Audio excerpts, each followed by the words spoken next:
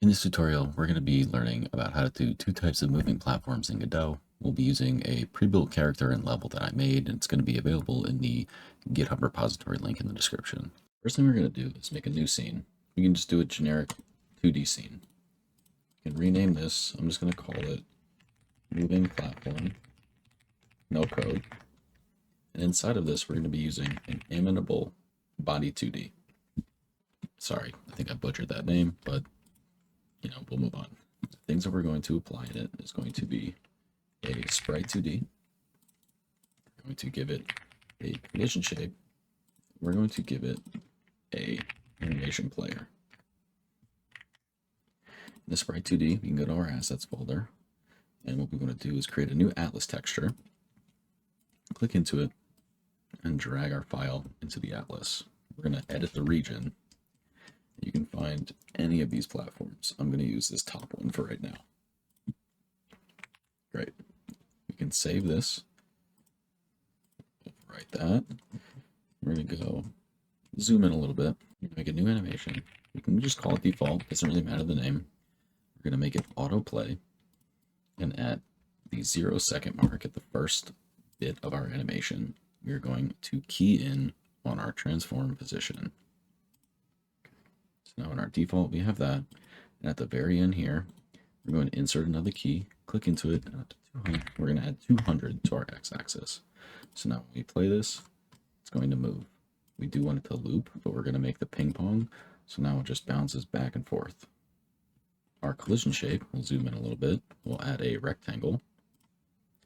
And we're just going to make it the length of the platform.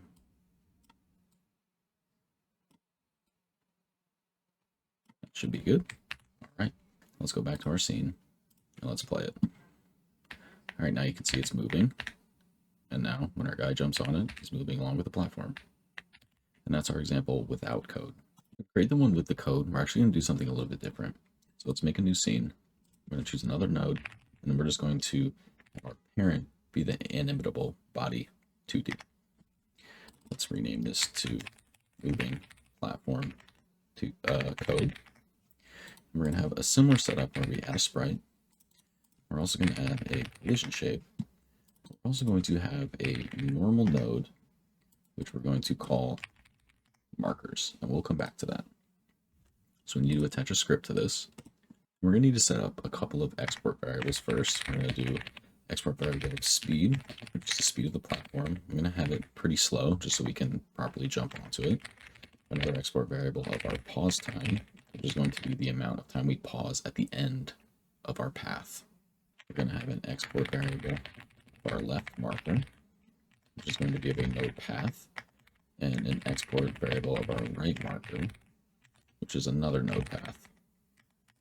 We have some regular variables, our left point, which is a marker 2D, which is going to live under our markers node. We also need this for our right point, which is another marker 2D.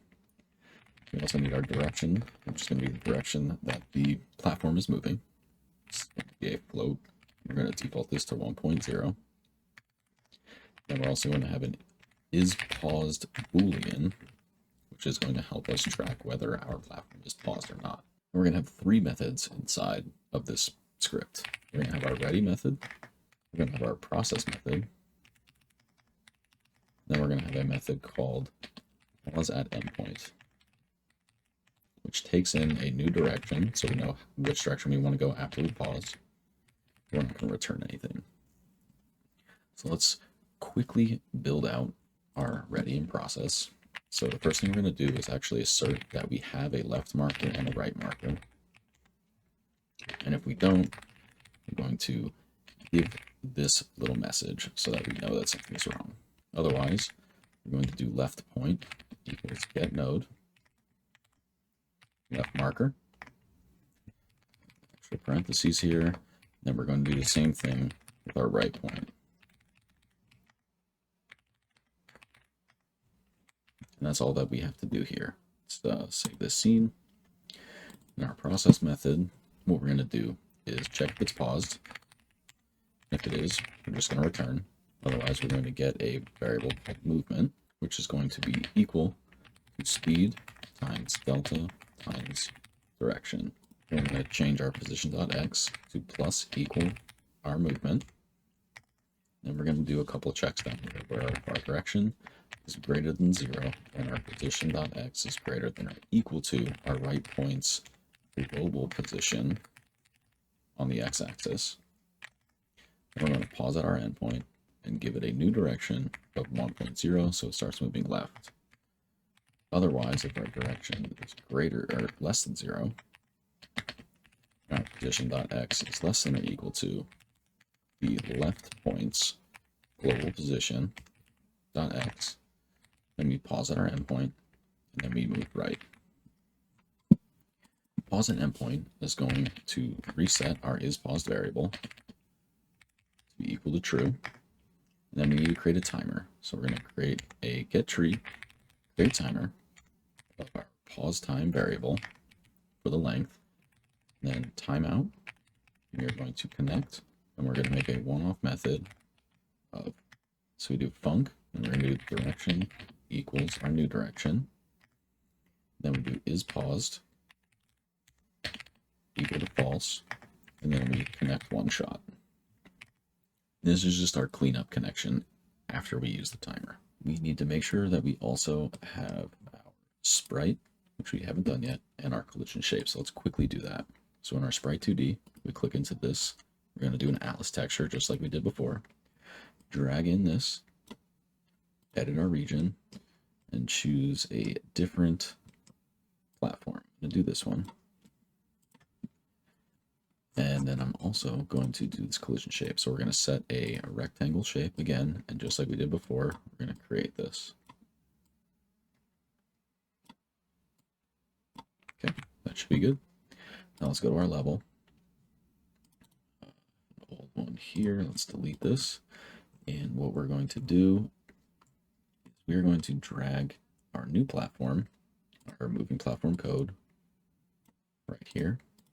We also need to add another child. It's going to be of a type node. It is going to be called markers. Markers 2, because we already have markers inside of our initial scene of moving platform code. And now we're going to add 2 marker 2Ds. We need our left point and our right point. Click our left point, drag it. Oh, I click the right point, that one. Left point over here. We can save this. Now when we run our level, I didn't actually set my platform markers. So this is why we have that assertion. So we want to click our moving platform code, and in our left marker, drag our left point, and in our right marker, drag our right point. Now when we reload this, we have a moving platform, and there we are. 2 types of moving platforms.